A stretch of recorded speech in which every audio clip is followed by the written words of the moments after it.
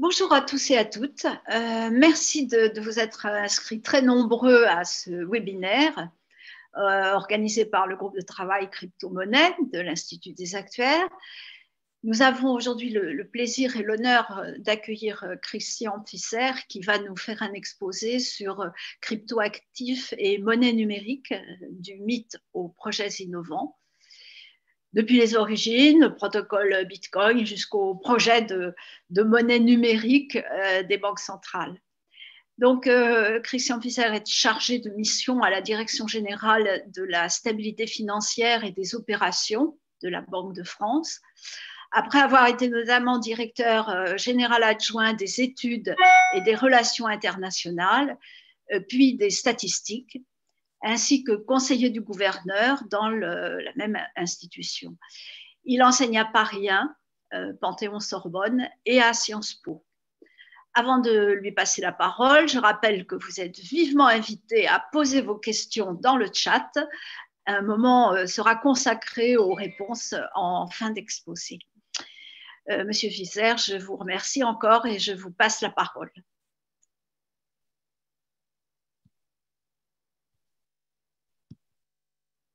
J'attends que l'écran soit transféré.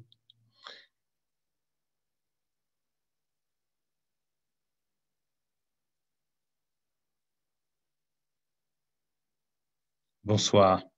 Je veux d'abord remercier l'Institut des actuaires et en particulier Florence Picard pour me donner l'occasion de m'exprimer devant vous ce soir. Je voudrais également signaler que en travaillant à la Banque de France, tout ce que je pourrais dire ce soir n'engagera que moi et aucunement la Banque de France ou l'Eurosystème. Je ne sais pas si je dois faire signe pour passer à la diapo suivante ou si je dois moi-même activer le changement de diapo. Ah. Je pense que c'est à moi d'activer.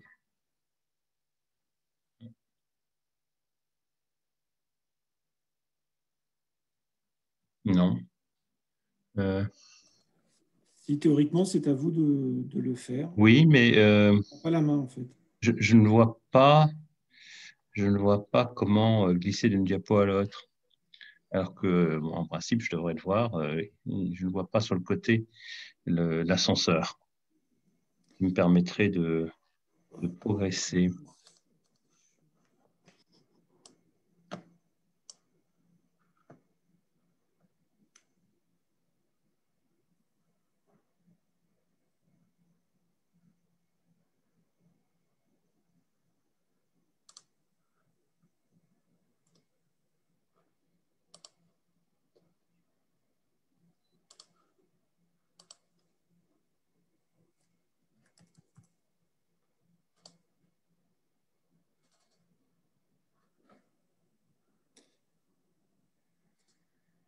Je vais faire, je passerai les diapos. Bougez pas, j'ai votre présentation, je le fais maintenant.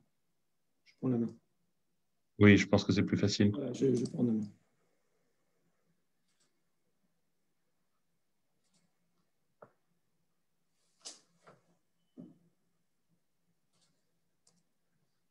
Merci. Donc, je vais commencer par un panorama des cryptos, des cryptoactifs donc et des monnaies numériques. Notez que je distingue bien les deux.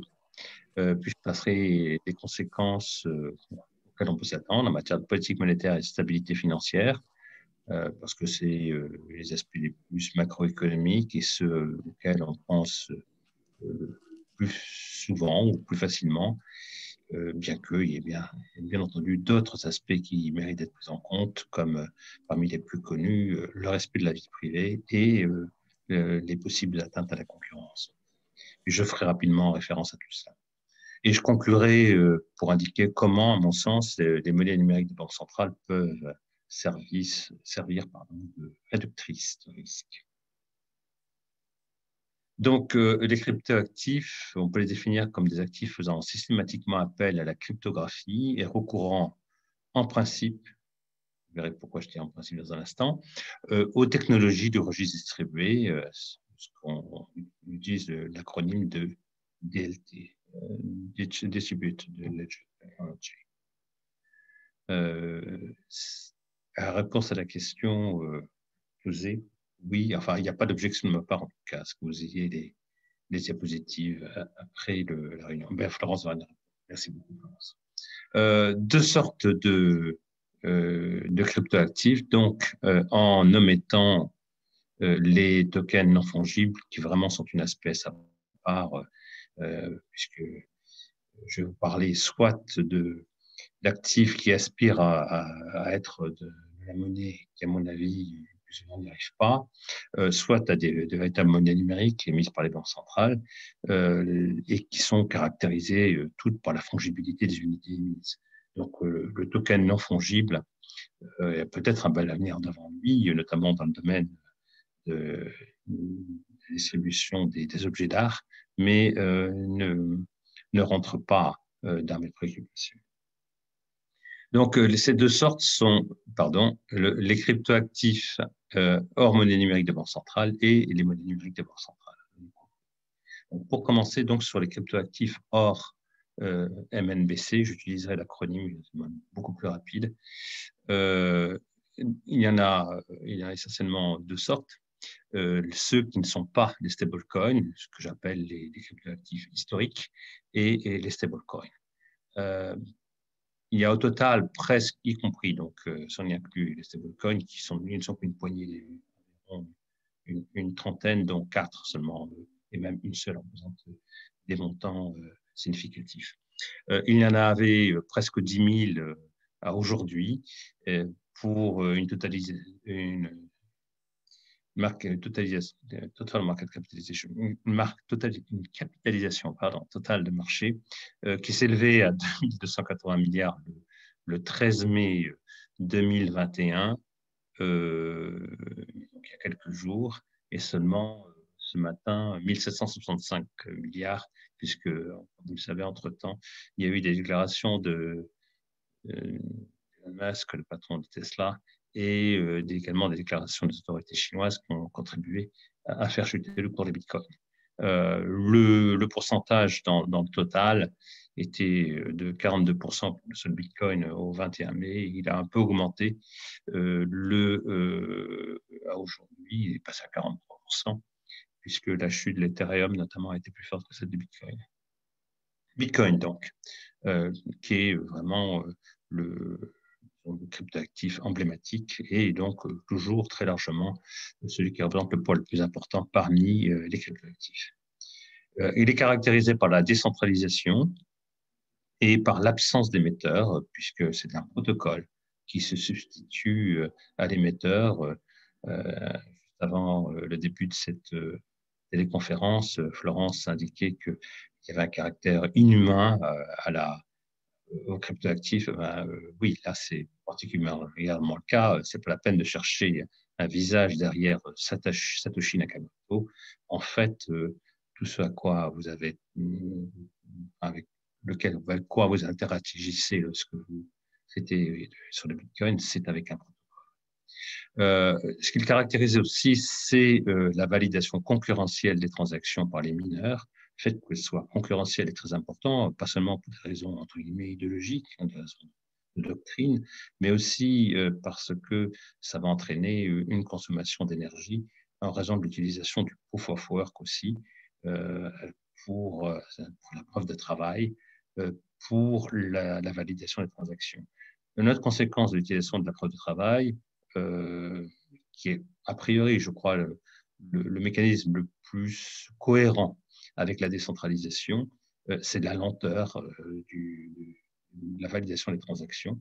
Il faut 10 minutes pour valider un groupe de 200 transactions, pas un bloc de 200 transactions, et il faut attendre 6 validations pour que la validation puisse être considérée comme définitive. C'est-à-dire 1 heure, ce qui, entre autres, est une des raisons pour lesquelles, à mon sens, jamais le Bitcoin pourra être utilisé dans le domaine monétaire. L'offre du Bitcoin est limitée, c'est une autre de ses caractéristiques. Il y avait 1 million d'unités lors de la création, les créateurs s'étaient attribués à eux-mêmes. Cette création, c'était début 2009. Aujourd'hui, il y a environ 18,7 millions d'unités et il y en aura à peine moins de 21 millions vers 2140. Le rythme de création des bitcoins étant divisé par deux, c'est le processus de halving, tous les 4 ans. Également, la dernière caractéristique qu'on peut rappeler, c'est le fait que les bitcoins sont détenus dans des cas, je crois, bien que ce soit pas obligatoire, bien sûr, sous pseudonyme. Enfin, si, en un sens, c'est obligatoire puisque c'est un code, en fait. Les identifie. Alors, compte tenu du nombre de croissance, est-ce que je ne sais pas si je dois répondre aux questions pendant ma présentation ou bien à la fin? Je pense qu'on pourra les regrouper à la fin, sauf quand il y a une incompréhension d'un terme, une Oui, chose comme ça qui nécessite d'intervenir. Sinon, on pourra les regrouper à la fin parce qu'il y en a beaucoup on les fera par peuvent se famille. recouper, oui. Oui, Voilà. merci. Donc, continuons. La diapo suivante. Merci. Donc, à part le Bitcoin, parmi ces actifs historiques, il y a ce qu'on appelle les altcoins. Les altcoins, c'est les alternative coins, c'est-à-dire tous les coins en dehors de Bitcoin, notamment Ethereum, dont je parlais il y a un instant, qui est aujourd'hui une cryptoactif qui joue un rôle relativement important, mais aussi Ripple, et puis les différents forks du Bitcoin. Je vous rappelle qu'il peut se produire un fork dans sur une monnaie, sur un cryptoactif, chaque fois qu'une décision importante est soumise à la validation des détenteurs et que la minorité n'accepte pas la décision de la majorité. Ils peuvent faire sécession, en quelque sorte. C'est un fork. Ces altcoins ont vocation à servir d'instrument de paiement, bien vocation, comme c'est le cas pour le Bitcoin, mais aussi, dans certains cas, et en particulier c'est le cas d'Ethereum et de Ripple, ont une vocation industrielle, notamment pour l'utilisation de smart contracts. Il y a, en dehors de ces crypto-altcoins historiques, il y a aussi des security tokens et utility tokens. Security tokens sont, on va dire, assimilables à des titres, leur nom, en ce sens que la rémunération peut être de type monétaire. Tandis que les utility tokens récompensent leurs détenteurs par l'accès à par un accès privilégié à certains services. Ces instruments ont vocation à servir de financement de projets, en général dans le domaine d'ailleurs des cryptoactifs. Ils ont été très en vogue au début, en 2017, au début de 2018, et beaucoup moins depuis. Ils représentent que quelques milliards sur les quelques 1765 milliards dont je parlais.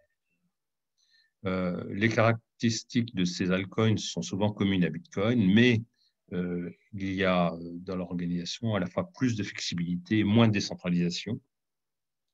Plus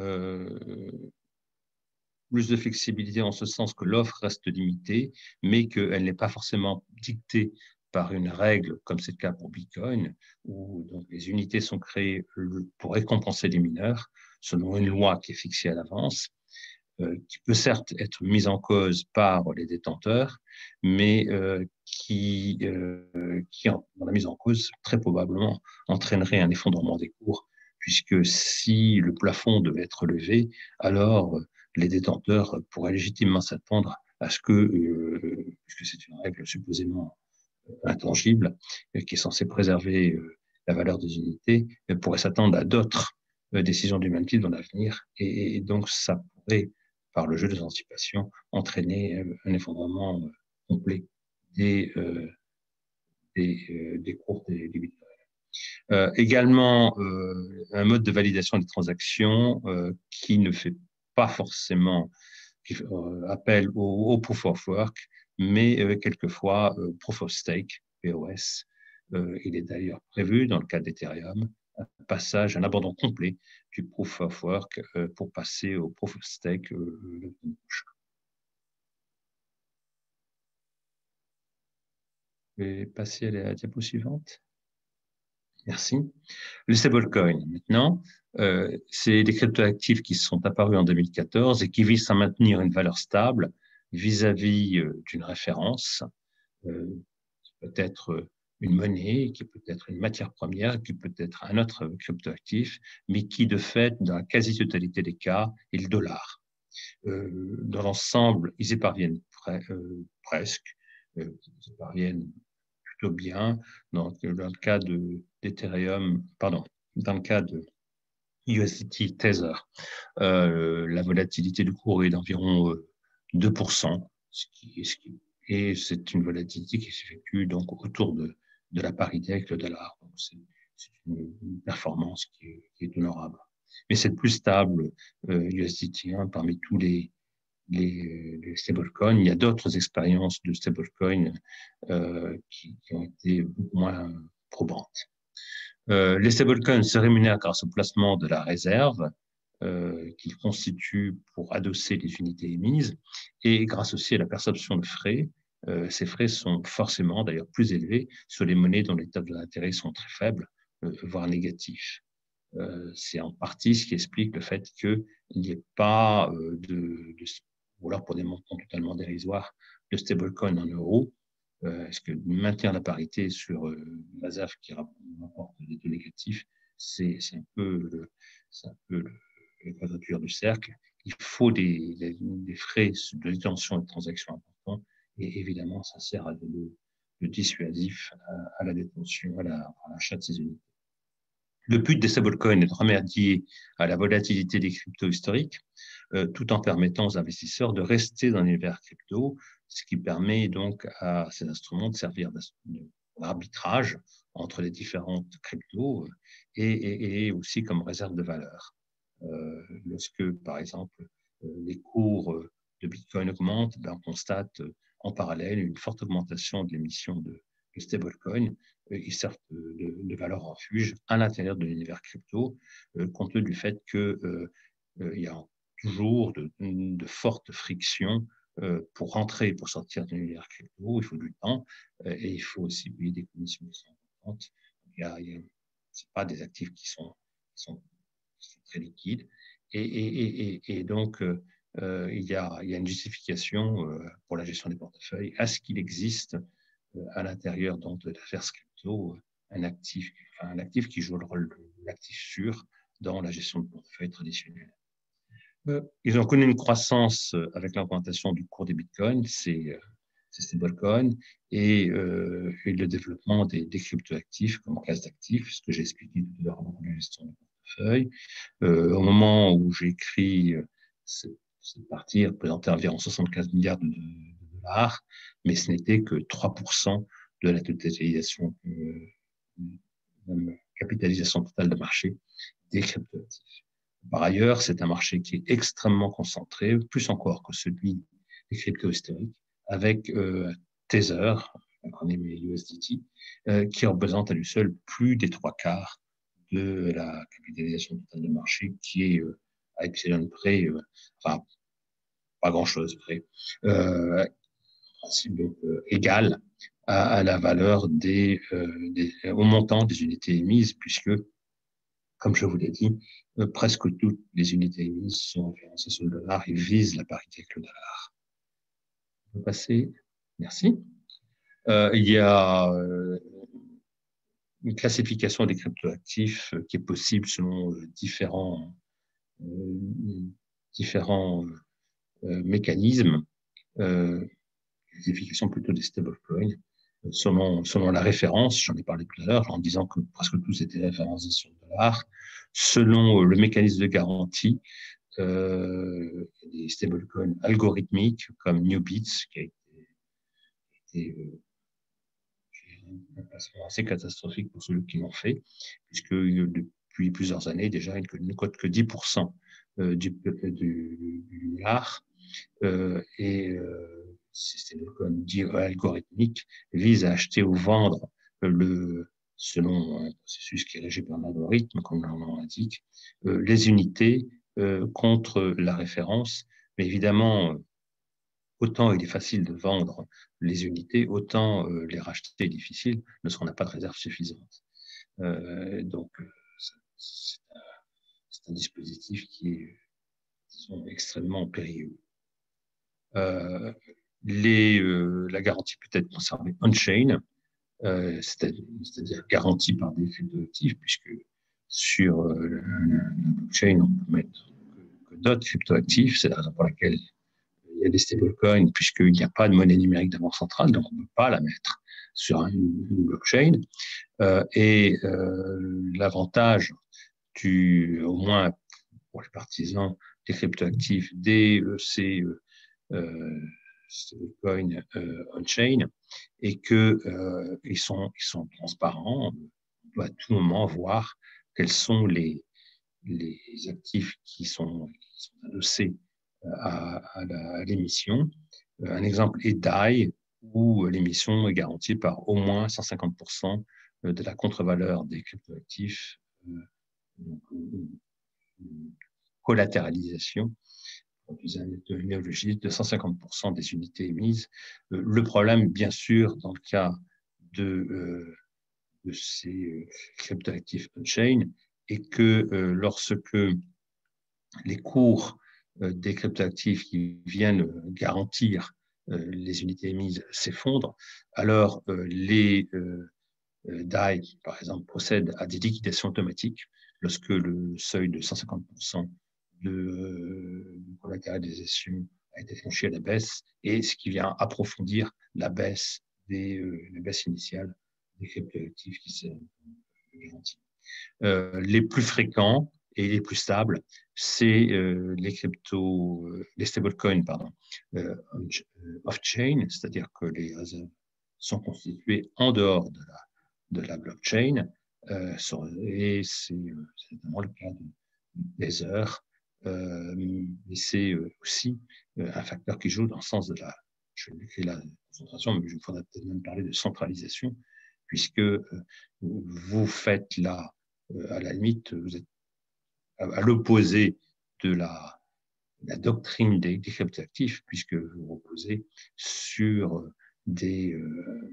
un gestionnaire qui va placer la réserve dans des banques, par exemple, ou en actifs très liquides, comme des bons du trésor. Et donc, vous avez une centralisation qui est beaucoup plus forte que dans les cryptos historiques. Notre facteur de différenciation est les stablecoins, le caractère systémique ou pas de l'émetteur, car là, il y a bien un émetteur. Je vous parlerai tout à l'heure bien plus longuement des stablecoins mondiaux, dits global stablecoins, qui n'existent pas encore, donc systémique ou pas, ces émetteurs de stablecoins. Également, une autre distinction, que j'appliquerai d'ailleurs au Global Stablecoins, au JS6, c'est le marché visé, qui peut être un marché de groupe, c'est-à-dire pour les transactions faites par de très gros investisseurs, essentiellement des institutions financières, ou bien qui peut être un marché de détail, c'est-à-dire vous et moi. Dans la suite de la présentation, je me concentrerai donc sur les Global Stablecoins en la raison de leurs conséquences potentielles pour la politique monétaire et la stabilité financière. Alors, peut-être plus dans le détail, puisque je vais vous parler assez longuement donc, des Global Stablecoins dans un instant. Il y a 3 projets de Global Stablecoin, dont le troisième, celui qui porte sur le détail, est de loin le plus connu, mais les 2 projets dans le domaine du gros sont, à mon sens, également très importants, en particulier pour les banques centrales. Les deux projets dans le domaine du gros sont le Utility Settlement Coin, qui est porté par un groupement de banques et d'investisseurs institutionnels réunis dans une société qui s'appelle Fnality. Ah, il y a un problème de potentiel. Merci. L'autre projet est celui de JPM Coin, qui est porté par la banque JP Morgan. USC, donc le projet porté par Fnality, serait émis en différentes références, le dollar, l'euro, la livre. Je crois qu'il y a 7 références qui sont visées, et entièrement engagé par des réserves. Réserves, oui, j'aurais peut-être dû ajouter, réserves de banque centrale, par des dépôts, donc, auprès de la banque centrale. Autrement dit, ce serait ce qu'on peut appeler des stablecoins 100% réserve. Je dis cette notion de stablecoin 100% réserve parce que c'est des stablecoins, bien sûr, mais c'est aussi par référence au plan dit Chicago Plan, ou bien au plan dit narrow banking, qui envisage l'adossement des dépôts bancaires à des réserves constituées auprès de la Banque centrale, donc qui réduirait les banques à être gestionnaires de services de paiement, tandis que le financement de l'économie serait assuré par des fonds, par exemple. Si ce sujet peut vous intéresser, dans le dernier numéro de la revue d'économie financière, j'ai consacré un article. Un pas important a été franchi en avril 2021 avec l'accord donné. Quelle différence de valorisation entre, je l'ai un peu indiqué, puisque pour l'ensemble des stablecoins, on doit être aux environs de 75 milliards de dollars, alors que je crois que pour le Bitcoin, on doit être à 750 milliards. Donc, c'est de 1 à 10. Donc, un pas important a été franchi avec en avril 2021, donc le mois dernier, avec l'accord donné par la Banque d'Angleterre pour l'ouverture d'un compte omnibus, la compte dit omnibus, une nouvelle catégorie de compte qui serait ouvert dans les livres de la Banque d'Angleterre et qui serait utilisé par les participants au projet F-Nality de manière indistincte, c'est-à-dire que chacun des 15 associés dans le projet F-Nality, c'est les grands investisseurs institutionnels, des banques, sociétés d'assurance et fonds d'investissement, surtout les banques, et ils auraient accès à cette espèce de, c'est un pot commun en quelque sorte. Et c'est indispensable pour le bon fonctionnement du projet que, bien sûr, d'avoir un compte auprès de la Banque centrale. Si vous n'avez pas de compte auprès de la Banque centrale, vous ne pouvez pas détenir de monnaie centrale, par définition, et donc vous ne pouvez pas gager vos unités. Donc c'est un pas important qui a été franchi par le projet tout récemment. La décision spécifique d'ouverture d'un compte à F-Nality n'a pas encore été prise, mais c'est clairement dans ce but que la catégorie des comptes omnibus a été créée par la Banque d'Angleterre.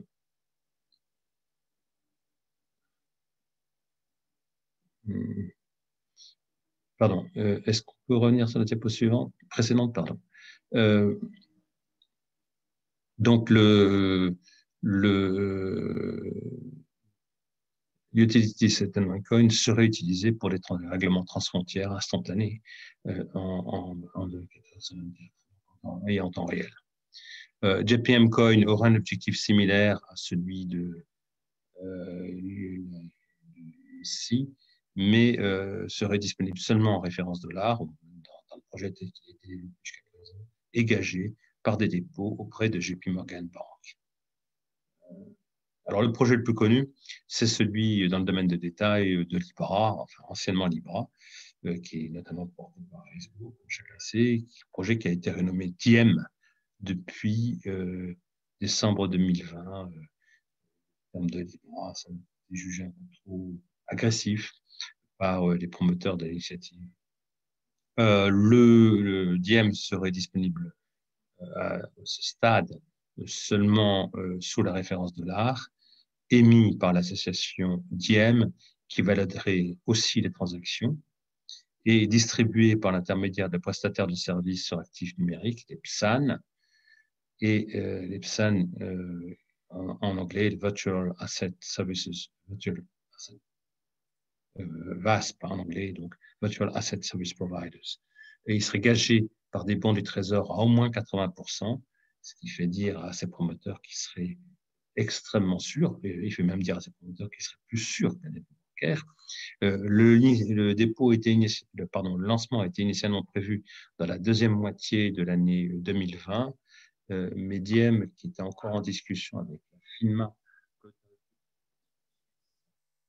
financiers, également compétente sur les infrastructures de paiement.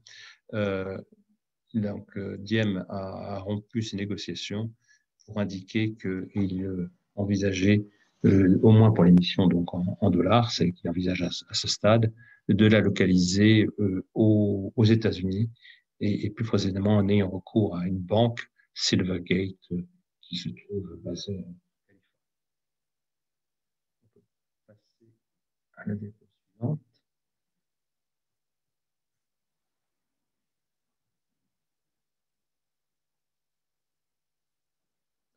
Quels sont les avantages attendus des global stablecoins? Eh bien, essentiellement, des économies de liquidité de capital grâce à des transactions plus rapides, mais aussi grâce à des concentrations des pools de liquidité par devise au plan mondial.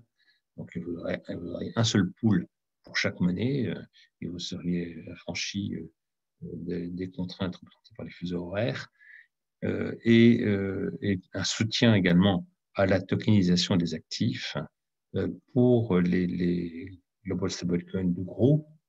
Du côté des global stablecoins des détails, ce qui est attendu, c'est une réduction des coûts de transaction essentiellement et à travers, en particulier pour les envois de fonds à l'étranger par les travailleurs immigrés et un soutien à l'inclusion financière ainsi que la diversification des portefeuilles, ce qui, on peut le noter au passage, aurait un effet disciplinant sur les politiques économiques menées dans les économies émergentes et en développement. Cela donc toujours pour les GSC de détail au projet Diem. Ce qui suscite d'ailleurs certaines interrogations, enfin, certaines craintes, bien sûr, de la part des pays émergents en développement, sur lesquels donc, je reviendrai tout à l'heure, des risques qui peuvent représenter ces actifs. On peut passer à la diapo suivante, ce sera la dernière sur les cryptoactifs hors monnaie numérique des banques centrales. Pour conclure, je crois que je voudrais insister sur l'incapacité des cryptoactifs hors donc monnaie numérique de banque centrale à remplir le rôle de monnaie. Pour les cryptos historiques, du fait de la volatilité de leur cours, qui les empêche de servir d'unité de compte, il y a très peu de prix ou de revenus, a fortiori, qui sont libellés actifs, les empêche aussi de servir d'instrument de transaction. Il y a très peu de paiements qui s'effectuent en cryptoactifs. Tesla a été très brièvement un des rares, je crois un des deux, à ma connaissance, exemple d'entreprise acceptant Bitcoin. Je veux dire acceptant vraiment le Bitcoin parce que un certain nombre de prestataires de services comme Visa ou Mastercard disent qu'ils prennent le Bitcoin, mais en fait, ils prennent le Bitcoin une fois qu'il a été échangé contre des monnaies légales. Donc, également incapable de servir de réserve de valeur, pas de contrat financier en cryptoactifs en dehors des dérivés sur les mêmes cryptoactifs. Il n'y a pas, par exemple, de contrat net en Bitcoin. Cette incapacité se retrouve par construction pour les stablecoins, puisque c'est des actifs qui viennent se greffer sur les monnaies légales, donc c'est une sorte d'actifs qui singent les monnaies légales qui sans donc être des monnaies sui generis. Il y a donc un mythe donc, de monnaie sui generis par incapacité radicale à exercer le rôle de monnaie dans le premier cas et par imitation des monnaies légales sans en avoir les caractéristiques dans le second cas, celui des stablecoins, caractéristiques qui sont bien connues du cours légal, sur lesquelles je pourrais revenir peut-être dans un instant, puisque c'est une notion qui souvent est mal interprétée, mais aussi, donc, en dehors du cours légal, le respect d'obligations réglementaires auxquelles notamment sont soumis, vous le savez bien, les intermédiaires financiers, notamment les banques. C'est la diapo suivante. S'agissant maintenant des monnaies numériques de banque centrale, il s'agit de monnaie centrale, donc opère avec les autres exigibilités que l'on trouve au bilan des banques centrales, qui sont les billets et les réserves. Les réserves, c'est les dépôts constitués par les établissements autorisés à avoir des comptes auprès de la banque centrale, certaines banques, les dépôts autorisée auprès de la Banque centrale.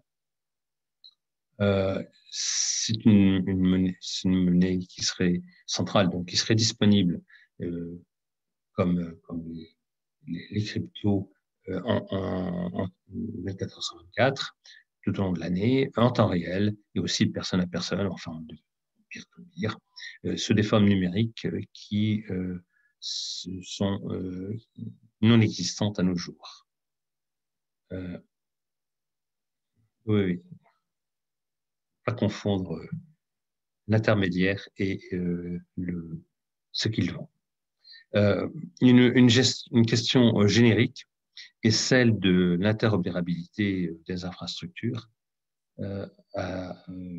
existantes ou à créer avec les monnaies numériques de leur centrale. Je reviendrai sur ce point-là. Donc, je voudrais distinguer entre les monnaies numériques de banque centrale. Il faut bien comprendre que ce que je distingue entre gros et détail, dans tous les cas, il ne s'agit jamais que de monnaie centrale. Donc, il s'agit de gros et détail, on veut dessiner des circuits éventuellement différents, des utilisations à coup sûr différentes, mais toujours avec le même émetteur et toujours avec le 1 pour 1 qui est en quantité illimitée, alors que les stablecoins, je ne vais pas préciser ce point, mais je pense qu'il mérite d'être précisé, reposent, eux, sur l'arbitrage de marché pour stabiliser leur valeur. C'est-à-dire que dans le cas de stablecoin Tether, c'est lorsque le cours de Tether est inférieur à 1 $, eh bien, il est attendu des investisseurs qu'ils vendent la monnaie légale, le dollar, pour acheter du Tether et inversement, lorsque Tether cote plus que 1. Dans le cas de la monnaie de banque centrale, c'est institutionnel. Vous pouvez exactement, comme pour le billet, présenter la quantité que vous voulez, vous obtiendrez exactement la même quantité par crédit du compte de la banque qui créditera ensuite votre compte en monnaie légale. Et je voudrais parler aussi des motivations pour émettre une monnaie numérique de banque centrale et enfin vous dire quelques mots sur les expérimentations de la Banque de France qui portent précisément pour l'essentiel sur le gros. Donc gros et détail. Gros, ça veut dire en fait interbancaire, puisque aujourd'hui, comme je vous l'ai dit, c'est les banques qui tiennent des comptes auprès de la Banque centrale. Donc c'est des unités qui seraient émises par la Banque centrale, de la monnaie centrale, qui seraient disponibles immédiatement auprès d'elle et auquel aura accès l'établissement autorisé à avoir des comptes auprès de la Banque centrale. Donc, dans la mesure où les réserves, c'est-à-dire les avoirs détenus auprès de la Banque centrale, sont déjà numériques, c'est-à-dire sont plantées dans un ordinateur, la MNBC de gros devrait utiliser la DLT pour apporter quelque chose qui se différencierait des réserves de l'avoir déjà existant. L'arbitrage avec les réserves qui devrait être immédiat et soumis à aucune friction, ou enfin, des frictions minimes, un clic, rendrait impossible de ne pas rémunérer la monnaie numérique de banque centrale de gros. Et a priori, la rémunération devrait être la même que pour les réserves, pour éviter donc que se constitue un taux de change entre les deux formes de monnaie centrale, et il serait également impossible d'en limiter la détention. De la même manière qu'il est impossible de limiter la détention de réserve, enfin, limiter au sens d'un plafond, au sens d'un niveau d'un plancher, ben, vous l'avez bien compris, dans tous les cas, c'est zéro plancher. S'agissant de la MNBC détail, en fait, on la désigne mieux comme MNBC d'usage, all purpose. dans la mesure où elle serait accessible à tous, y compris donc en intermédiaire financier, et elle est vue aujourd'hui par les banques centrales comme un complément qui sera offert au public au billet, du billet à l'heure de la digitalisation. Ce serait une sorte de billet numérique, mais qui n'empêcherait pas le billet de continuer d'exister, d'être mis en circulation, donc un complément. Un certain nombre de questions sont posées par ces monnaies numériques de banque centrale de détail.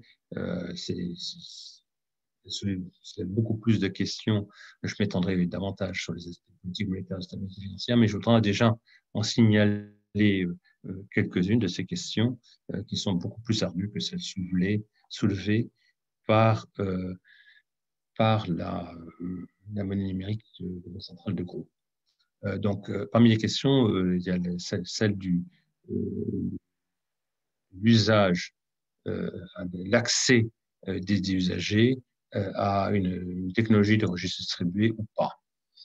S'il n'y a pas d'utilisation du tout, ce qui est tout à fait un scénario envisageable, au moins au départ, de la blockchain par l'émetteur, par la banque centrale, alors ce qu'on appelle monnaie numérique de banque centrale pourrait être une simple monnaie électronique de banque centrale.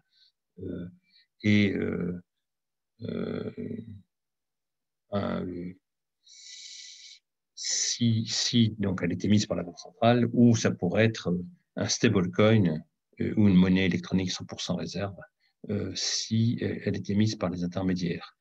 J'ai toujours pas réussi à percer des arcanes du projet de e-yuan. J'avais compris jusqu'à présent que les établissements qui distribueraient l'e-yuan gageraient par des réserves les unités émises, ce qui en ferait de fait, et en plus qu'une blockchain ne serait utilisée que pour l'émission des unités dans les relations donc entre la Banque centrale, la People's Bank of China, et les prestataires de services de paiement qui distribueraient à leur tour l'e-yuan.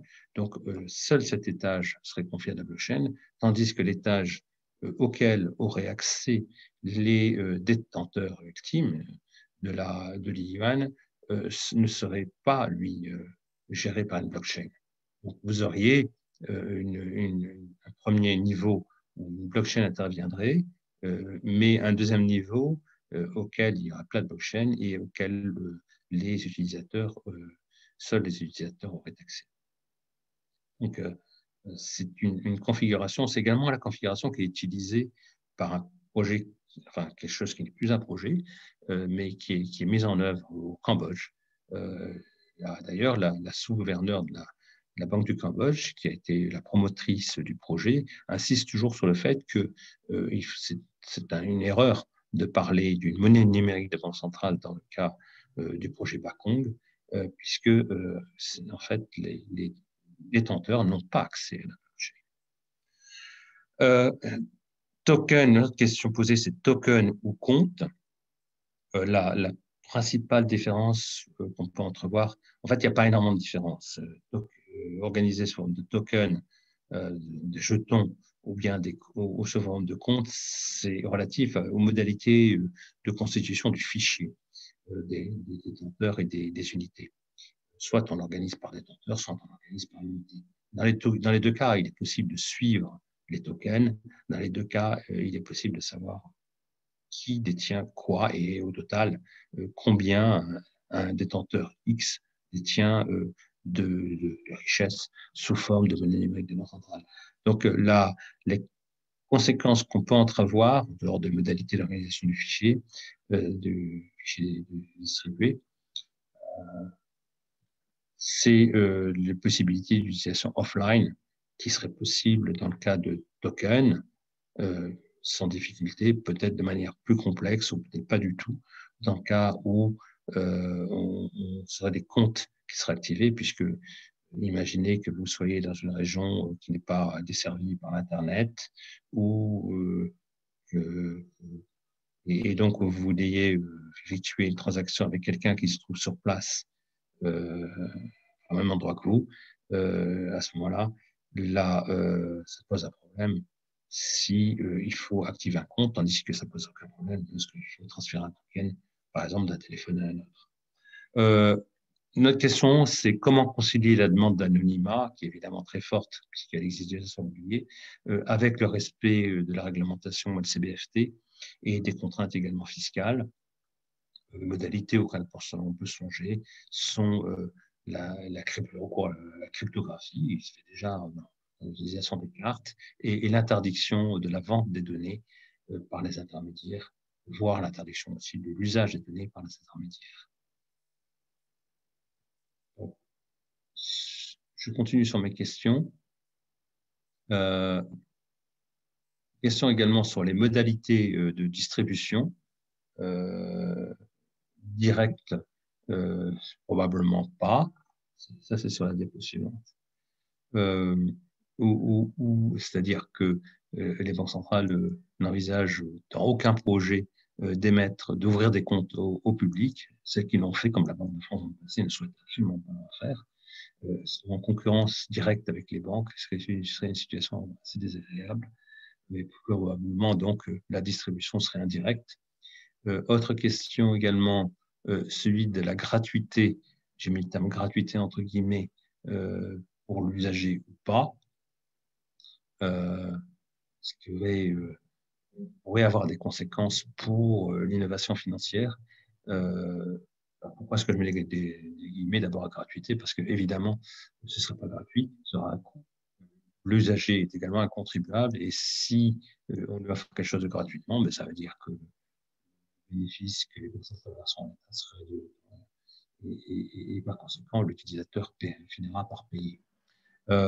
Mais ça pourrait aussi avoir pour conséquence d'empêcher la gratuité, d'empêcher l'apparition sur le marché de formes privées, d'émissions de monnaie numérique, la monnaie programmable émise par les banques, par exemple, qui rendrait des services très comparables à ceux fournis par les banques, mais qui auraient besoin d'être vendus et par conséquent d'être tarifiés.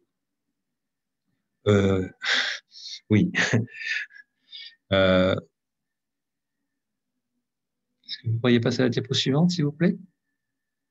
Autre question posée, et merci, est celle du cours légal. De nos jours, il faut savoir que le cours légal fait très souvent référence, mais souvent le grand public, lorsqu'il connaît la notion, la comprend très mal. D'abord, la plupart des gens pensent que c'est l'euro qui est cours légal, et c'est pas vrai. C'est la monnaie fiduciaire, c'est le billet et les pièces qui ont cours légal. Les dépôts n'ont pas cours légal. C'est-à-dire, et les gens ne savent pas ce que c'est le cours légal. Le cours légal, c'est pas le fait d'utiliser une monnaie pour le paiement et de ne pas pouvoir en utiliser une autre. Non, le cours légal, c'est le fait, lorsqu'on veut réaliser des transactions, que celui qui reçoit le paiement ne puisse pas refuser la monnaie légale. Et par conséquent, le cours légal n'empêche pas de réaliser des transactions dans une monnaie différente de la monnaie légale. Le droit français dit, c'est l'article 1 du Code monétaire et financier, la monnaie de la France, c'est l'euro. Voilà, c'est tout ce qui est dit sur la monnaie légale, et ça n'empêche pas que si vous le souhaitez, vous pouvez conclure un contrat dans une autre monnaie, le dollar. Bon, je vous conseille quand même, si vous faites un contrat en monnaie étrangère, de choisir une monnaie convertible, donc de préférence pas le yuan, mais ça c'est une autre affaire. Est-ce que la rémunération serait variable, ou bien est-ce qu'elle serait fixée à 0? C'est une autre question qui se pose pour la monnaie numérique des banques centrales. La plupart des banques centrales qui soit ont émis, soit envisagent d'émettre une monnaie numérique des banques centrales, envisagent au moins dans un premier temps de ne pas la rémunérer, donc de la rémunérer plutôt, pardon, à 0%, puisque aujourd'hui, 0%, c'est une rémunération qui est plus favorable que négative. Et il faut faut se rappeler à cet égard que la non-rémunération du billet résulte de contraintes techniques, que cette non-rémunération a bénéficié aux banques pendant longtemps, puisqu'ils ont été de moins rémunérer les dépôts en vue.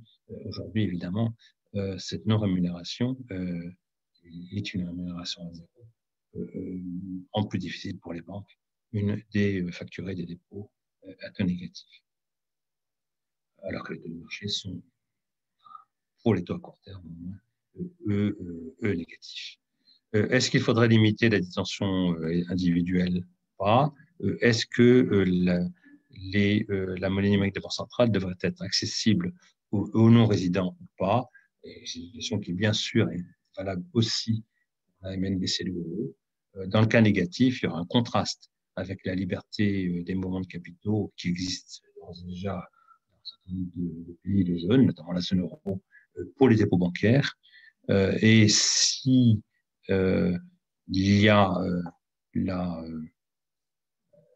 cette possibilité d'accès de non-résidents à la monnaie numérique de banque centrale, ce sera un facteur favorable à l'internalisation de la monnaie et ce que j'appelais tout à l'heure l'effet de discipline exercé par exemple aussi les global stablecoins sur les pays émergents ou en voie de développement.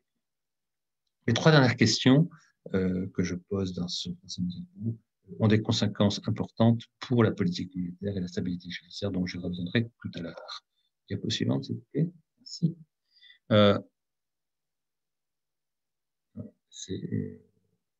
On a tourné dans le mauvais sens. Merci. Les motivations pour émettre une monnaie numérique de banque centrale. Pour les deux formes de monnaie numérique de banque centrale, il s'agit de soutenir l'innovation et la productivité en contribuant à la digitalisation de l'économie des paiements et de proposer une réponse publique à des initiatives privées qui, à ce jour, sont étrangères en ce qui concerne la zone euro, qui sont donc F-Nality, JPM Coin et Diem, tout en offrant un instrument de paiement qui soit parfaitement sûr et liquide. La motivation pour émettre le monnaie numérique des banques centrales, qui est la plus souvent mise en avant par les banques centrales, c'est de contribuer à des paiements plus efficaces. S'agissant plus spécifiquement de la MNBC de gros, il s'agirait de permettre de réaliser de bout en bout des transactions financières dans un univers crypto. Je vous ai dit tout à l'heure qu'une des raisons d'être, voire seule en fait raison d'être, des stablecoins et qu'il n'existe pas de monnaie numérique des banques centrales. Donc, comme sur une blockchain, on ne peut mettre que des cryptoactifs, on peut pas mettre de monnaie numérique des banques centrales à ce jour. Donc, ça permettrait aussi de réaliser du payment versus payment ou du delivery versus payment en monnaie centrale sur actifs tokenisés. Donc, vous voyez, des transactions de bout en bout, y compris de règlement, qui s'effectueraient sur la blockchain. S'agissant de la MNBC de détail, il s'agirait de préserver l'accès du public à la monnaie centrale, qui est au fondement de la hiérarchie monétaire actuelle, avec le droit de conversion des billets en monnaie fiduciaire, face à la diminution de l'usage du billet. Il s'agirait aussi, notamment dans les économies moins développées, de favoriser l'inclusion financière. C'est pour la première monnaie numérique de banque centrale qui a été émise, le $100 émis par la Banque centrale du Bahamas, c'était la motivation principale de l'émission de monnaie numérique de banque centrale, avec également les coûts et l'insécurité liés à la distribution du billet à travers un archipel qui souvent est frappé par des ouragans. Et donc, ça veut dire que distribuer des billets à travers des avions qui volent d'île en île, c'est à la fois coûteux et dangereux. Expérimentation menée à la Banque de France, en quelques mots pour vous dire que la Banque de France a lancé en mois de mars 2020 un appel à expérimentation sur la MNBC de gros, dont les buts étaient de repérer plus précisément les apports et les risques, notamment en matière de politique monétaire, mais aussi dans les domaines techniques et juridiques, tout en impliquant dans son projet le secteur privé, avec lequel une collaboration sera indispensable de toute façon si on progresse dans la voie vers l'émission des monnaies numériques des banques centrales. Un premier pilote avait été conduit avec la Société Générale Forge en mai 2020. Un programme de 8 expérimentations a été publié en juillet 2020. Pour donner quelques caractéristiques de ce projet. 2 utilisent une blockchain publique, 2 une blockchain privée et 5 une blockchain permissionnée. Ces notions de blockchain, je ne l'ai pas expliqué, pardon, de blockchain publique, privée et permissionnée, bien sûr, recouvrent des degrés différents de centralisation, donc d'accès en fait à l'information essentiellement de la part des détenteurs, accès qui est total dans le cas d'une blockchain publique et accès qui est strictement cloisonné, organisé et limité dans une blockchain permissionnée. Les expérimentations utilisent le plus souvent des jetons, parfois les comptes, parfois les deux. 4 grands domaines sont couverts, les transactions sur actifs financiers relevant de nouveaux segments de marché,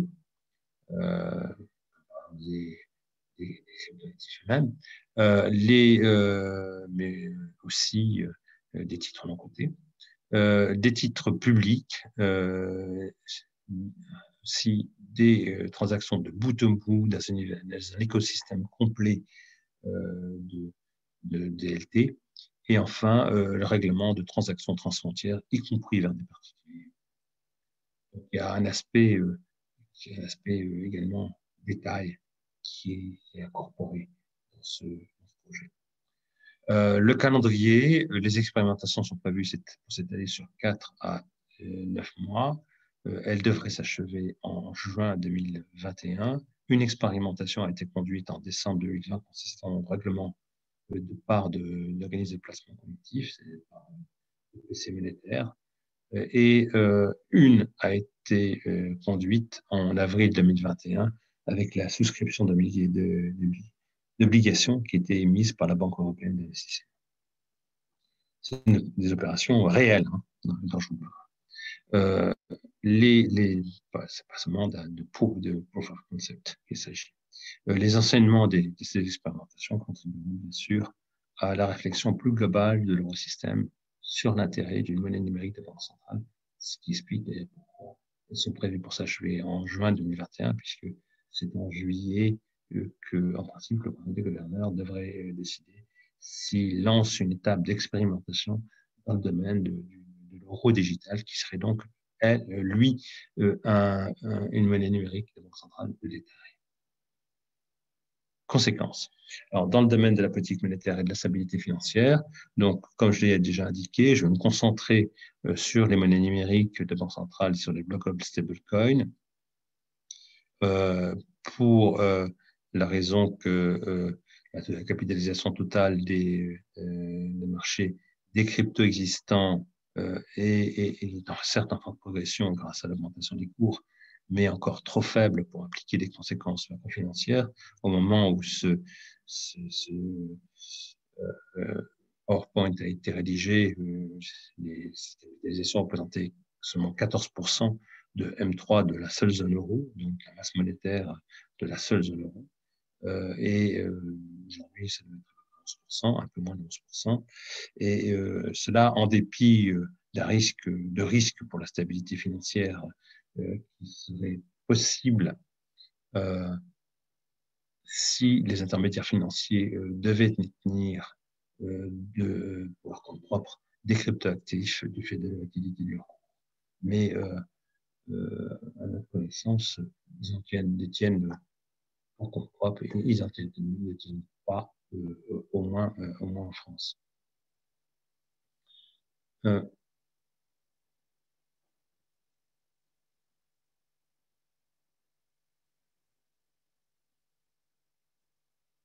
note au passage que je ne mentionnerai pas les risques cyber, faute de temps, mais bien qu'ils puissent occasionner, je cite, des conséquences macro-financières en termes de politique monétaire et de stabilité financière.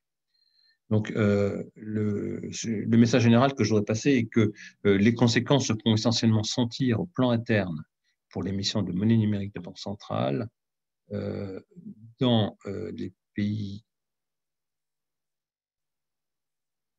dans l'ensemble des pays, mais dans les économies émergentes ou en développement, ils se font sentir également au plan externe. Et qu'il s'agisse d'ailleurs de monnaie numérique de banque centrale étrangère, c'est-à-dire émise par une banque centrale qui n'est pas celle où les unités circulent, ou de global stablecoin, du fait de la concurrence des monnaies. C'est ce risque de ce qu'on appelle la dollarisation. Je reviendrai sur le terme tout à l'heure. Dollarisation, c'est un terme qui est utilisé pas seulement pour le dollar, mais pour l'ensemble des monnaies. C'est le phénomène par lequel une monnaie étrangère se substitue dans les usages internes, soit dans les transactions, soit dans l'épargne, soit dans les deux, à des usages à la monnaie émise par c'est un cas qui se trouve là où, bien sûr, soit il y a des doutes sur la qualité de la monnaie, soit il y a des doutes sur la situation financière d'un intermédiaire financier. Les gens préfèrent mettre leur argent dans des institutions étrangères, soit les paiements fonctionnent mal, et donc les résidents choisissent d'utiliser une monnaie qui n'est pas la leur, parce que, par exemple, ils ont des difficultés à réaliser leurs paiements, puisque les infrastructures locales ne sont pas suffisamment efficaces. Deuxième message que je voudrais faire passer, donc à côté de ce contraste interne versus interne et externe, interne pour les pays développés, interne et externe pour les pays en voie de développement émergent. Deuxième conséquence sur laquelle je voudrais insister, c'est sur le fait que les banques centrales voudraient cherchent à minimiser l'impact des émissions éventuelles du monnaie numérique des banques centrales sur la stabilité financière, quitte à ne pas tirer parti, au moins dans un premier temps, offerte par les monnaies numériques pour rendre la politique monétaire plus efficace. Quand je parle de ces possibilités, c'est bien sûr à la rémunération de la monnaie numérique de banque centrale que je pense. On va passer à la diapo suivante. Politique monétaire d'abord. S'agissant des monnaies numériques de banque centrale, les deux formes de monnaie numérique de banque centrale devraient entraîner potentiellement une plus grande volatilité de la base monétaire dans les économies développées, puisque c'est des économies émettrices, des unités qui pourraient circuler également à l'étranger, enfin, dans un espace naturel de circulation, mais aussi du change dans toutes les économies, puisque ça doit donner lieu à des flux de capitaux, en particulier dans le cas des monnaies numériques des banques centrales, si les non-résidents ont accès à la monnaie numérique des banques centrales, ce qu'on appelle le mécanisme de flight to safety qui se met en place au moment des crises financières. On voit bien, dans le cas des pays émergents, chaque fois qu'il y a une crise dans ces pays, les investisseurs en particulier se dirigent vers le dollar qui considère un actif plus sûr que la monnaie nationale lorsque leur pays est soumis à une crise financière. Ces risques seraient également présents dans les projets de global stablecoin, notamment dans les projets de 100% réserve, puisque si les coins sont entièrement adossés des réserves, bien, toute variation dans l'émission du cours de F-Nality, par exemple, aurait une conséquence importante sur la base monétaire des pays émetteurs de l'unité de référence. Dans le cas des MNBC de gros, les conséquences sont relativement limitées, je serai assez rapide, tandis que les conséquences potentiellement des MNBC de détail seraient bien plus importantes. Donc les MNBC de gros, comme je le disais tout à l'heure, bénéficieraient très probablement d'un traitement identique à celui des réserves traditionnelles, hein, comme en matière de rémunération, en matière aussi de constitution de réserves obligatoires. Les réserves obligatoires, vous savez sans doute, représentent un pourcentage des dépôts collectés par les banques auprès du public et à déposer auprès de la Banque centrale. On voit mal pourquoi une MNBC de gros, qui sera à parité totale avec les réserves, ne pourrait pas servir aussi pour la constitution de réserves obligatoires. Il y a également la possibilité de passage qui serait offerte par la monnaie numérique de banque centrale à une politique monétaire en temps réel, puisque la monnaie numérique de banque centrale serait accessible en 24 heures sur 24. Probablement, il faudra aménager les instruments de politique monétaire, enfin, pas sur le fond, mais pour leur permettre de fonctionner 24 heures sur 24. Une question qui se pose aussi, c'est celle de l'élargissement de l'accès à la monnaie centrale. C'est un problème, une question qui se pose un peu pose, mais aussi du fait qu'il est souhaité par certains global stablecoins. C'est évidemment le cas pour Fnality, mais également Christian Catalini, le chief économiste de Diem, a déclaré que si une monnaie numérique de banque centrale était mise, il pensait bien sûr à un e-dollar, alors il souhaiterait que ce e-dollar se substitue au Diem. Donc, il faudrait mettre sur la blockchain d'émission des unités, il faudrait mettre directement un e-dollar. La diapo suivante. Sur donc la MNBC de détail, je vous ai dit que je serais beaucoup plus long.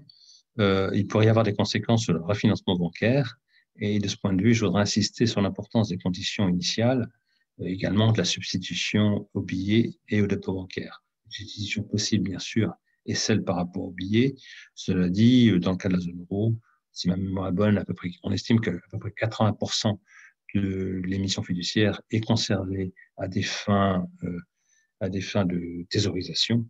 Et par conséquent, il y a peu de chances pour que une forte substitution s'effectue du billet vers la monnaie numérique, vers l'e-euro, par exemple. Mais donc, l'essentiel de la substitution, on peut s'attendre à ce qu'elle s'effectue par rapport au dépôt bancaire. Donc, vous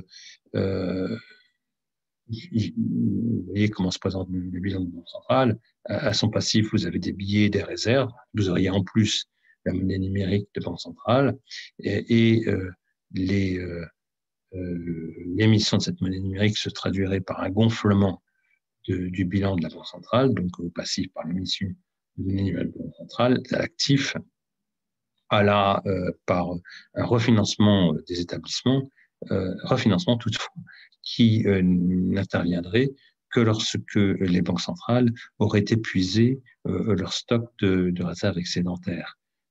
Car si pendant longtemps la politique monétaire a été mise en œuvre dans une situation où existait un besoin de refinancement structurel des établissements vis-à-vis de la Banque centrale, les banques étaient en banque, comme on disait. Aujourd'hui, ce n'est plus le cas. Il y a un excédent structurel de liquidité, au contraire. Donc, les banques ont beaucoup plus de liquidité qu'avant et elles pourraient convertir ces liquidités en monnaie numérique de la Banque centrale sans que se produise une augmentation du refinancement. Par conséquent, le bilan de la Banque centrale, j'ai fait un petit calcul, aujourd'hui on doit être à peu près à 40% dans la zone euro, 40% des dépôts des ménages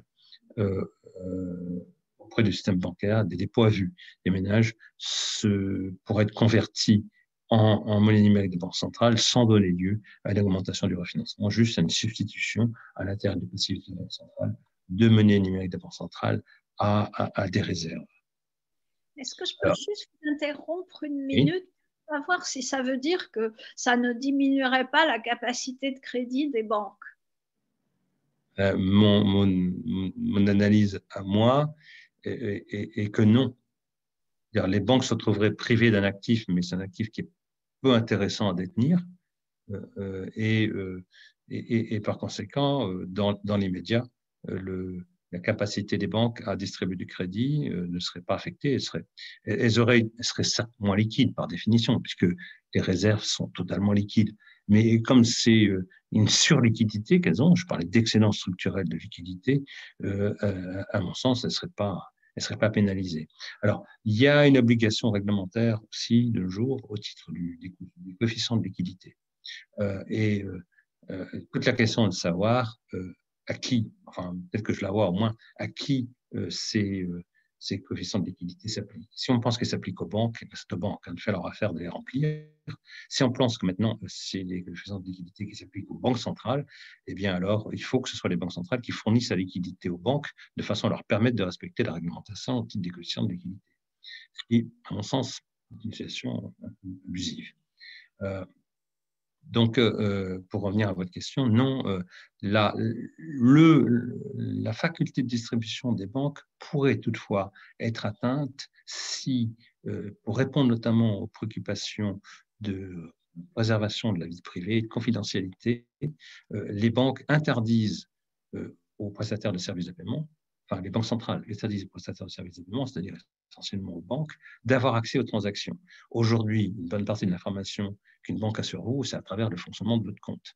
Si demain, au lieu de que vous fassiez fonctionner votre compte, vous avez un wallet qui est détenu hors bilan par la banque commerciale qui le distribue, et que la banque commerciale, même lorsqu'elle effectue les transactions pour vous, se voit interdire d'y avoir accès et de l'utiliser pour sa gestion directe, alors elle perd droit à l'information. Là, mais c'est plus du domaine du qualitatif, vous voyez ce que je veux dire, que du quantitatif. La banque aura moins d'informations sur vous.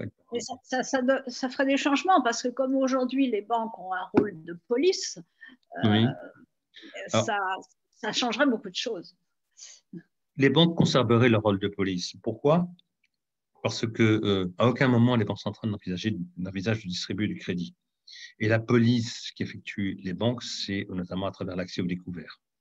Et la possibilité de découvert serait inexistante. Les banques centrales ne veulent pas entendre parler de distribuer du crédit. Par conséquent, quand vous n'avez plus de monnaie numérique de banque centrale, eh ben, si vous faites une demande de transaction, la transaction est rejetée. Et donc, à ce moment-là, vous tournez vers votre banque, un peu piteusement, en disant, j'ai plus de compte j'ai plus de monnaie numérique de banque centrale, mon compte chez vous est à zéro, est-ce que je peux avoir accès à un découvert ? Exactement comme ça se fait aujourd'hui, si vous voulez. Mais c'est un fait qu'il faudra attendre d'être arrivé à ce stade.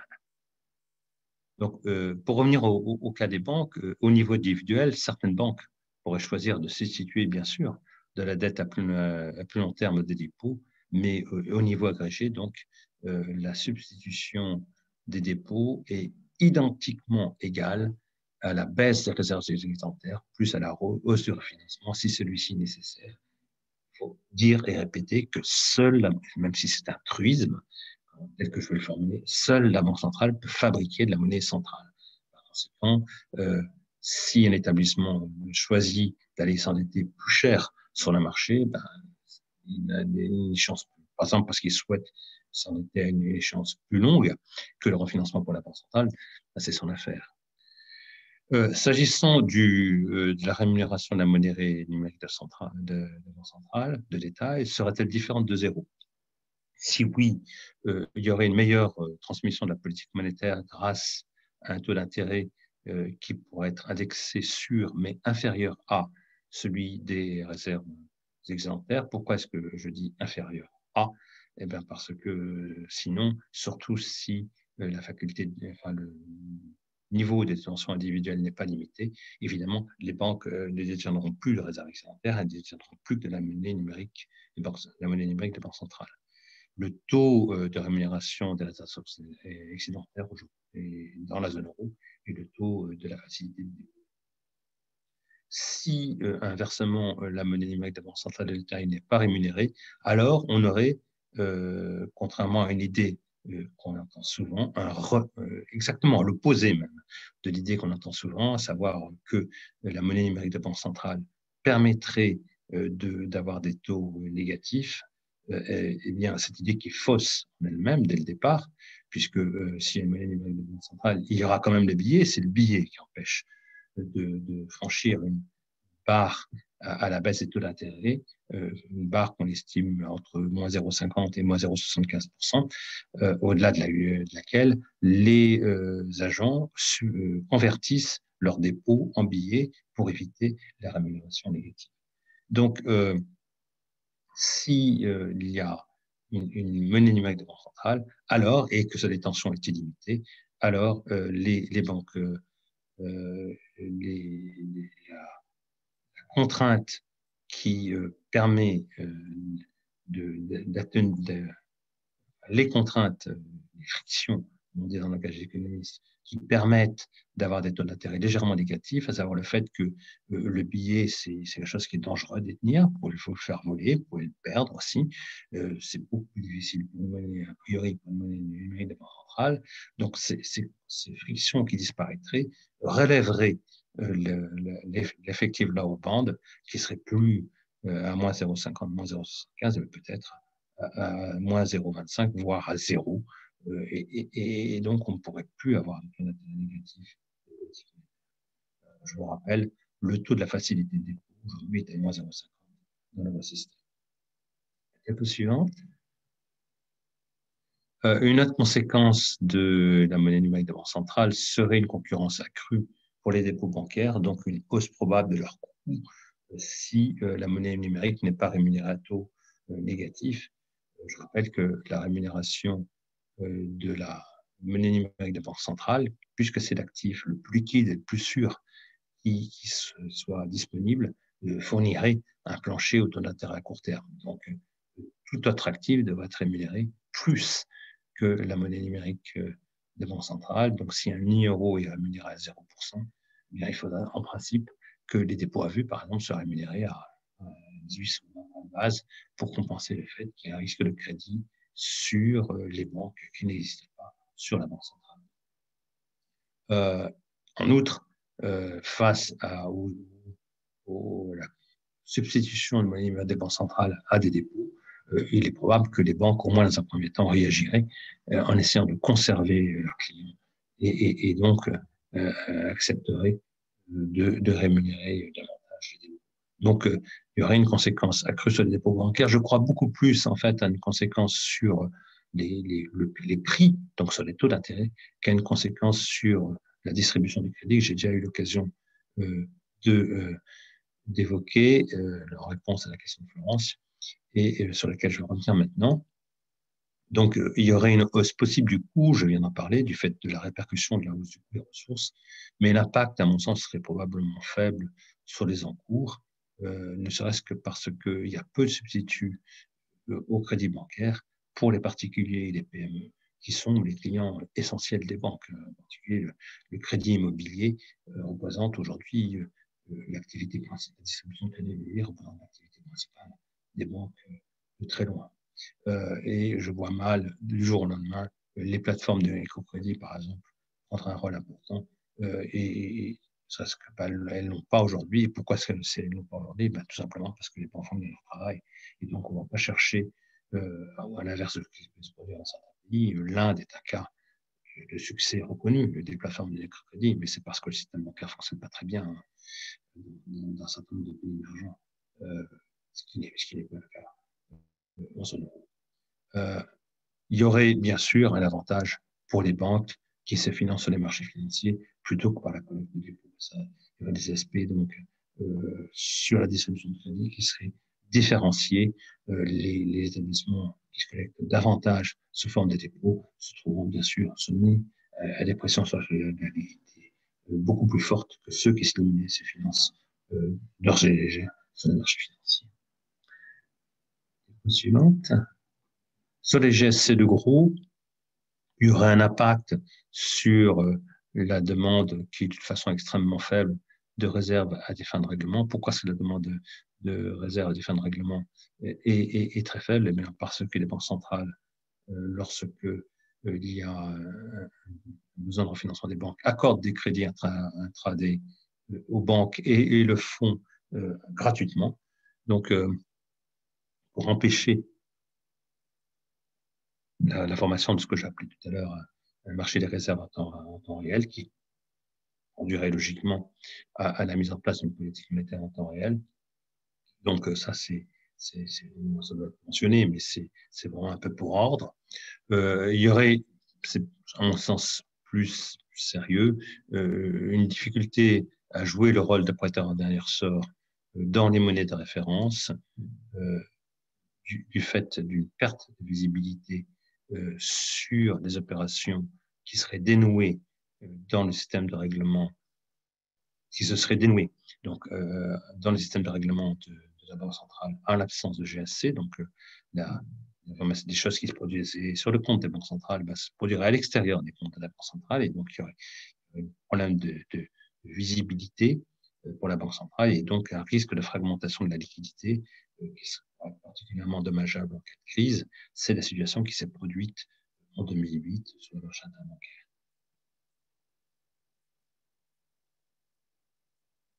Merci. S'agissant des GSC de détail, il y aurait un risque de dollarisation et à la limite de perte de souveraineté monétaire dans les économies moins développées, du fait d'une moindre efficacité du canal des taux d'intérêt. Le mécanisme de transmission serait moins intense dans les pays où se produirait la substitution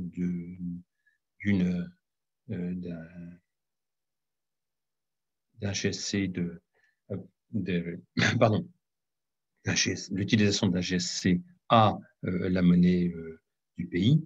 Donc, moins d'efficacité du canal des taux d'intérêt, plus grande efficacité du canal du change, bien sûr, en contrepartie, tant toutefois que la monnaie légale resterait utilisée comme unité de compte. Si la monnaie légale n'est plus utilisée comme unité de compte, autrement dit, si dans un pays émergent ou en voie de développement, tout le monde compte en dollars, eh bien, alors, vous pouvez déprécier la monnaie légale autant que vous voulez, ça n'aura aucun impact sur ça n'aura aucun impact sur le comportement des agents, donc aucun impact sur le niveau de l'inflation, sur le niveau de l'activité, puisque donc votre monnaie aura été complètement délaissée. En revanche, si on continue d'utiliser la monnaie nationale comme unité de compte, alors si on pense dans la monnaie nationale et donc on convertit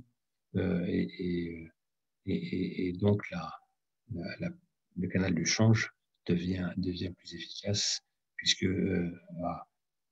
par ce biais-là, agir sur une masse plus importante qu'avant du fait de la substitution du GSC, donc de Diem par exemple, donc de 6 $, à la monnaie nationale. Pour la mise en œuvre de la politique monétaire, en cas de substitution totale, si la même condition est remplie, à savoir que la monnaie légale reste utilisée comme unité de compte, la Banque centrale ne pourra alors que fixer un plafond en taux d'intérêt, sa monnaie n'est plus utilisée, sauf dans des cas où elle offrirait des conditions plus avantageuses que celles du marché.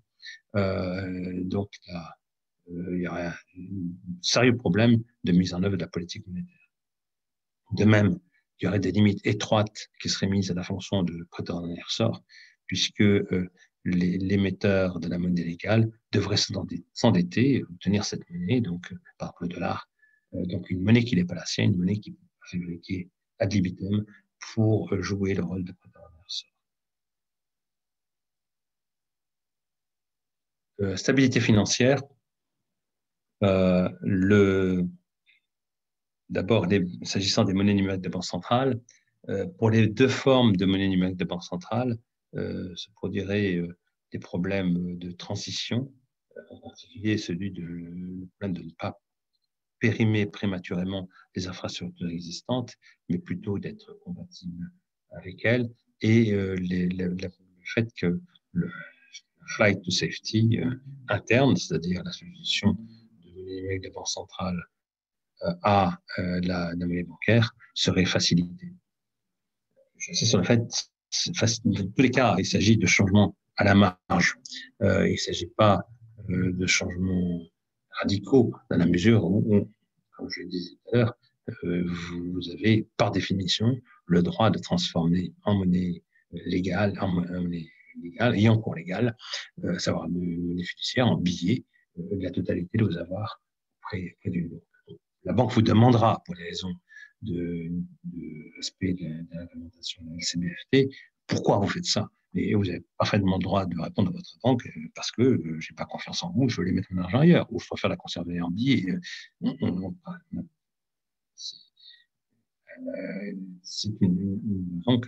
C'est un droit.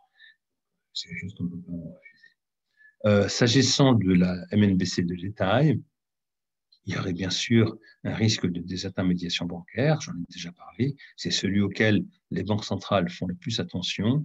J'ai parlé des conséquences de politique monétaire, je dis que essentiellement ça devrait s'exercer par une hausse des coûts des ressources bancaires, dont je pense que pour l'essentiel, elle devrait être répercutée sur des clients qui n'en peuvent mais. Je n'ai pas de substitut évident au crédit bancaire pour les ménages et pour les PME. Donc, ce risque de désintermédiation bancaire est celui, vraiment le risque qui est mis en avant le plus par les banques centrales lorsqu'elles envisagent d'émettre une monnaie de banque centrale. J'ai dit aussi que ce risque était largement inévitable dans la mesure il est inévitable qu'une partie du public préfère détenir de la monnaie numérique de banque centrale plutôt que des dépôts dans les banques. Ce risque serait particulièrement aigu, bien sûr, en cas de fuite des dépôts, en cas de run, et notamment dans les économies moins développées où le système bancaire est plus fragile. Et ce risque serait présent aussi, il faut le dire, dans le cas le risque de désintermédiation dans le cas des global stablecoins, puisque je l'ai indiqué lorsque j'ai parlé de Diem. Diem a indiqué que son intention était de placer au moins 80% de sa réserve en fonds du Trésor. Ça veut dire que lorsque des dépôts bancaires, des Diem seront substitués à des dépôts bancaires, la demande de fonds du Trésor augmentera et donc les actifs composant la réserve ne seront pas replacés sur les dépôts bancaires. Donc, il y aura bien une fuite de ressources pour les banques. On peut continuer. Comment limiter le risque de désintermédiation? D'abord, une possibilité simple à laquelle on peut penser est d'avoir une rémunération peu attractive. Par exemple,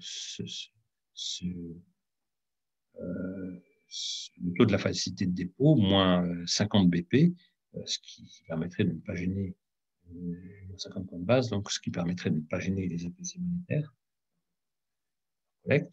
Mais il faut, de ce fait, il faudra accepter de rémunérer éventuellement à un taux négatif, je pense à particulièrement à la zone euro.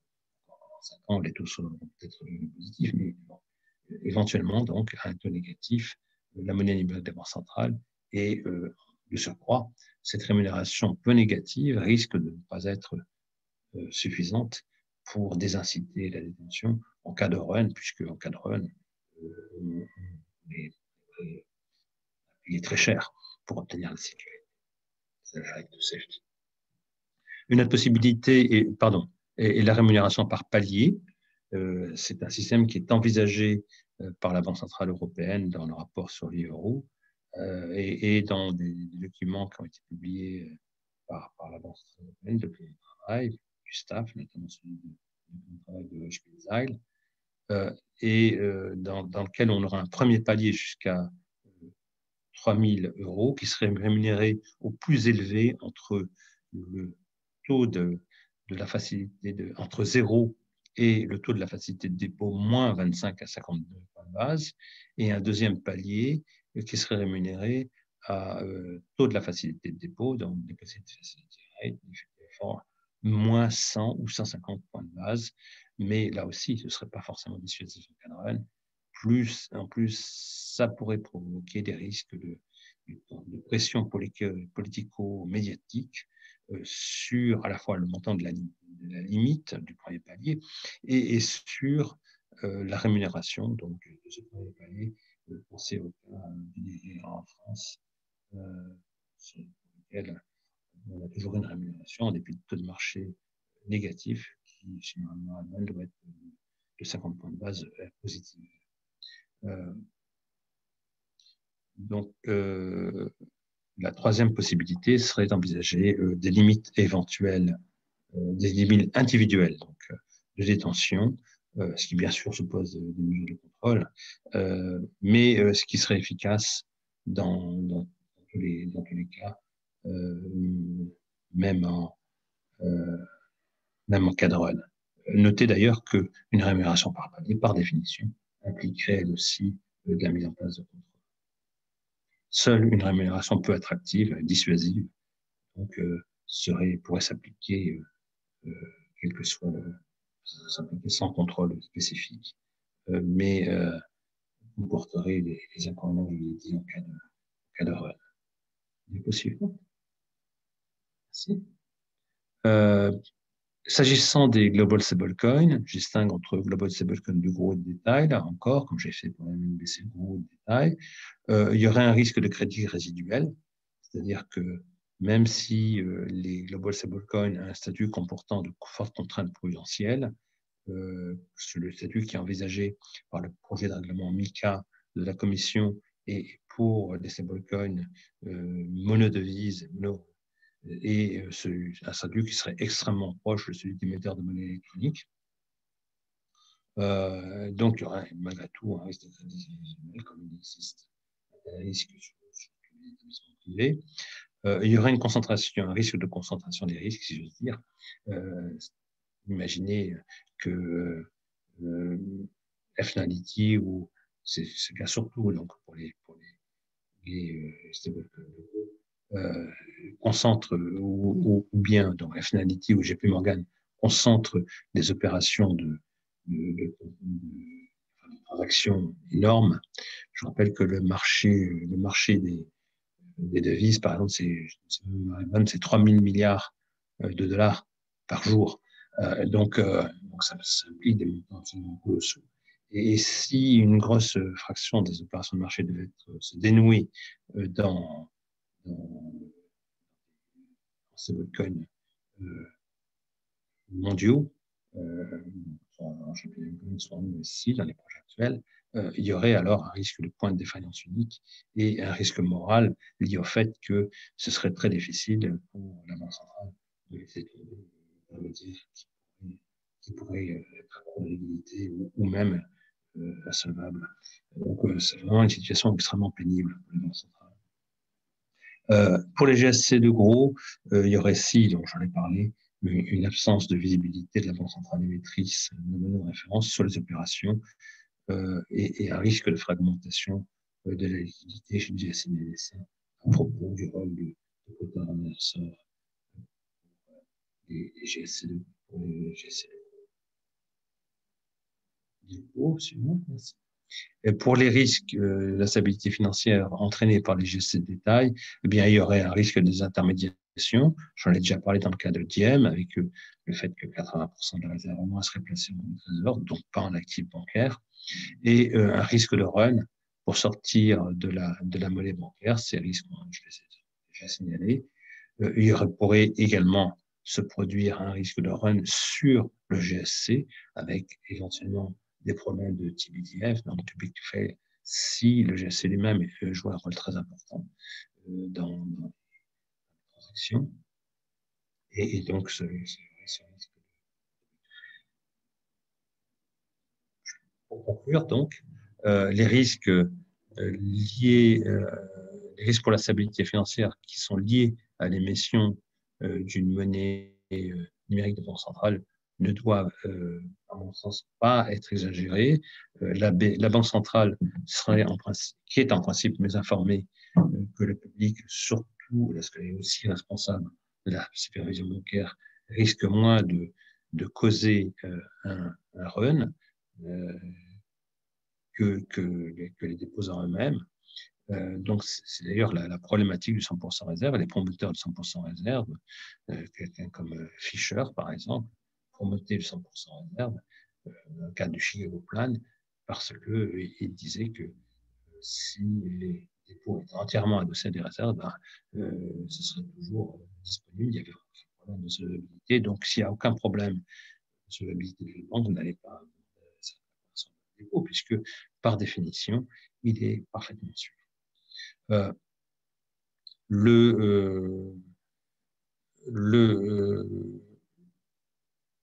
Notre raison pour laquelle aussi le risque pour la stabilité financière ne doit pas, à mon sens, être exagéré, et que en fournissant un actif qui sera disponible, accessible liquide et sûr en toutes circonstances, y compris pendant les crises financières, la monnaie numérique des banques centrales protégerait l'économie contre les chocs financiers. Bien sûr, il faut protéger les intermédiaires financiers contre les chocs financiers, mais s'il faut le faire, c'est d'abord pour préserver l'économie prise dans son ensemble. Et là, on aurait quelque chose qui serait constamment, qui permettrait de garantir la continuité des transactions économiques, y compris en cas de crise financière. L'AMNBC devrait aussi, le numérique de la centrale, devrait aussi permettre de limiter les risques de désintermédiation et de dollarisation à travers, par exemple, la fixation de limites individuelles de détention qui s'appliquerait aux non-résidents comme aux résidents, bien sûr, ou à travers l'incorporation dans les accords d'interopérabilité entre monnaie numérique de banque centrale. C'est quelque chose dont je dis que c'est important et dont je n'ai pas le temps de vous parler.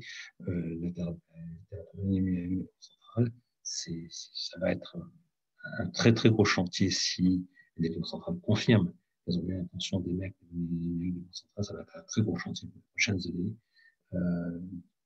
Puisque ça paraît difficilement concevable de rater l'opportunité qui serait offerte de mettre à la disposition des résidents, enfin de non-résidents, dans la mesure toutefois on accepte les inconvénients qui peuvent résulter pour la politique monétaire, notamment c'est pour la stabilité financière de l'accessibilité aux non-résidents. Ce serait dommage, je pense, pour faire profiter, par exemple, les travailleurs qui veulent transmettre une partie de leur épargne à la famille restée dans le pays. Donc, à travers l'incorporation dans les accords d'interopérabilité entre monnaie numérique de banque centrale, de dispositifs qui permettraient d'activer directement des contrôles de change, alors que les GSI, les Global Stablecoins, seraient obligés de passer par l'intermédiaire des PSAN, des FASP, des distributeurs, ce qui veut dire un temps de réaction plus long et peut-être un mécanisme de contrôle qui est en plus éparpillé, entre guillemets décentralisé, serait peut-être moins efficace. Alors, j'ai mis, après cette présentation, une liste de références, ce qui vous permettra, si vous le souhaitez, d'approfondir le sujet. Je prie maintenant, pardon si je crois que j'ai été un peu long. Merci beaucoup.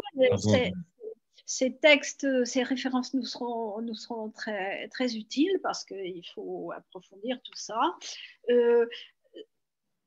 Bien sûr, on voit qu'il y a beaucoup de réflexions et de choses encore à construire pour avoir ces monnaies numériques. Vous avez posé vraiment les problématiques et c'est extrêmement intéressant. C'est aussi assez optimiste, en fait. Vous nous rassurez d'une certaine manière, même s'il y a beaucoup de travail encore à faire, on voit qu'il y a un chemin qui peut être extrêmement positif. Et je pense que c'est en ça, pour ma part, je trouve votre exposé extrêmement intéressant pour notre groupe de travail, où certains d'entre nous se demandaient quelle pouvait être la proposition de valeur en fait de ces monnaies numériques qui apparaissent quelquefois comme les banques centrales sont en défense contre des initiatives privées et elles y vont contraintes et forcées et finalement on voit que le sujet est beaucoup plus équilibré que ça et qu'il peut y avoir de véritables avantages pour autant que les constructions aillent dans le bon sens. Hein. Tout n'est pas gagné, mais voilà. Alors, il y a quelques questions. On va être rapide parce qu'on est effectivement un peu tard. Il y avait la question traditionnelle, mais qui va quand même vous être posée sur le fait que le nombre de bitcoins étant fixé, est-ce que ce n'est pas tout simplement une explosion de la valeur du bitcoin qui est programmée? En gros, est-ce que le protocole n'était pas spéculatif dès le départ par construction? La réponse est un oui. Froid et massif. Non, j'ai toujours pensé que le Bitcoin était une idée absolument, pardon, je vais sortir de mes habits de banquier centraux, une idée absolument géniale, mais du point de vue du marketing, pas du point de vue de l'investisseur, qui lui doit s'attendre à un moment donné à de très graves désillusions. Mais l'idée au départ est une idée de génie. Ça coûte rien, le Bitcoin, et aujourd'hui, ça s'est vendu, même après la baisse récente, c'est vendu à plus de 40 000 $ pièce. C'est génial. Bravo. J'aurais bien aimé avoir l'idée d'avoir Satoshi Nakamoto. Je serais fantastiquement riche. Alors, il y avait une question sur l'impact sur la politique quantitative easing des banques centrales. Est-ce qu'il y aurait un impact? Comment donc la question a été posée assez tôt dans l'exposé. Très bien, c'est une excellente question. Oui, il y aurait un impact si une monnaie numérique de banque centrale de détail est disponible en quantité illimitée et est rémunérée à 0%. Parce qu'à ce moment-là, vous ne pourrez plus avoir plus faire baisser les taux à terme, donc les taux courts anticipés, en dessous de 0%, puisqu'on anticipera que la monnaie numérique de banque centrale sera toujours là, elle sera disponible en quantité limitée, donc il y aura toujours un actif qui rapportera au moins 0%. Donc, vous ne pourrez plus faire baisser les taux à terme en dessous de 0%, et donc vous ne pourrez plus faire baisser les taux longs sensiblement en dessous de 0% en agissant sur les primes d'intérêt. Donc oui, c'est de nature à compromettre l'efficacité, à condition que ce soit disponible en quantité limitée toutefois. Si vous rationnez l'accès à la monnaie numérique de banque centrale de détail, alors cet inconvénient-là sera beaucoup moins fort, sera beaucoup moins senti. En particulier, si vous limitez à 3 000 € par exemple la détention de monnaie numérique de banque centrale, je veux dire 3 000 € pour une banque, c'est rien. Donc, ça ne va pas changer. Ça ne va pas changer beaucoup.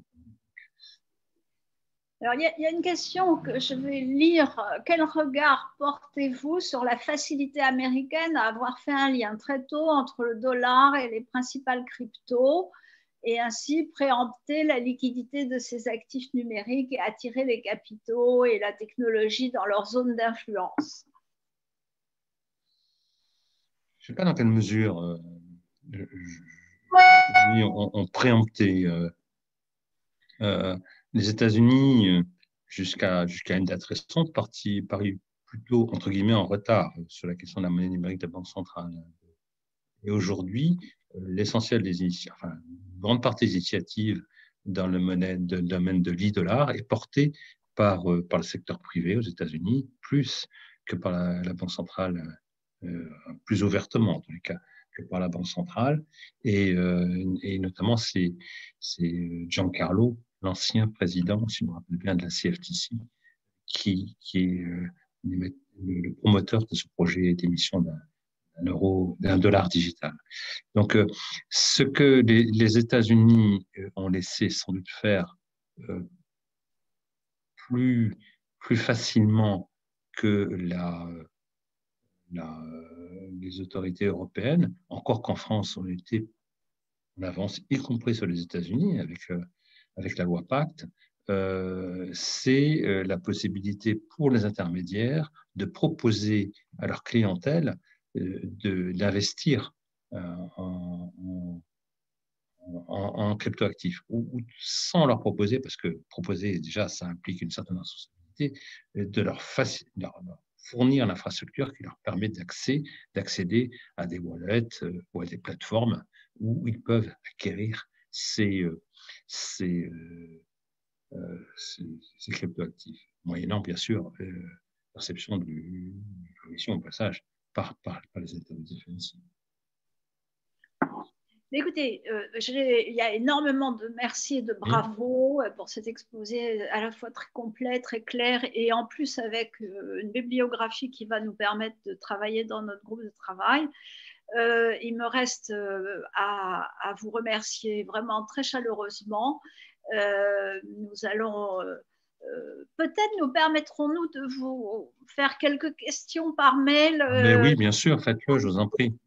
Oui. Et encore une fois, merci beaucoup et je vous souhaite une très très bonne soirée. À bientôt. Nous mettrons bien évidemment les slides dans l'espace privé de l'Institut des actuaires Et je vous remercie chaleureusement et je vous souhaite une excellente soirée. Au revoir. C'est moi qui vous remercie. Au revoir.